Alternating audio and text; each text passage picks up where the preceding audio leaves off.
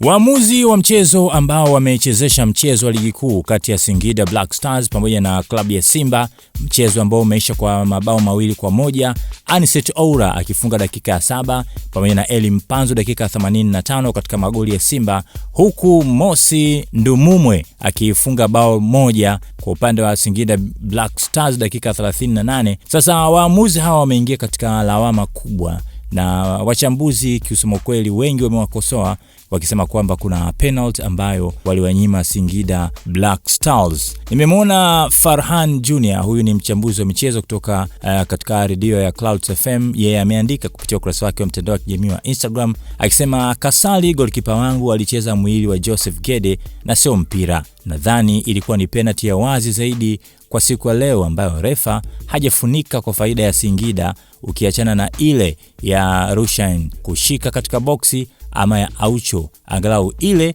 unaweza kumuelewa refa, ila sio hii ya Gede.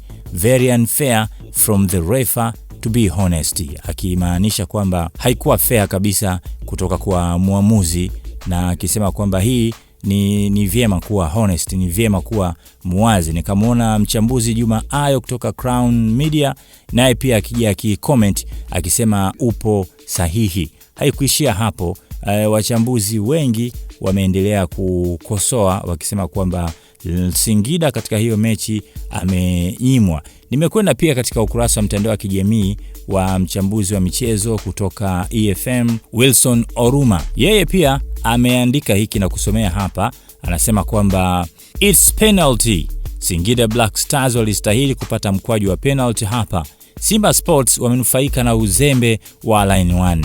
Ni engo ngumu sana kwa muamuzi wa katikati. Sema huyo Lamin Jajo lazima leo usiku atawatokea kwenye njozi mabeki wa Simba Sports, alafu akaweka emoji za kucheka hapo. Hiyo ni kupitia ukurasa wake wa mtandao wa kijamii wa Instagram na kukafuatiwa na comments nyingi sana. Lakini pia sikuishia hapo, nikapita tena katika kurasa za wachambuzi wengine. Nimekuona kwa Hans Raphael, yeye pia ameandika hakutaka kuachwa nyuma katika hili. Ameposti video ambayo inaonesha namna ambavyo Joseph Gede alirukiwa na kuguswa na golikipa, na kisha akaandika, inawezekana vipi hii sio penalty kwa Singida?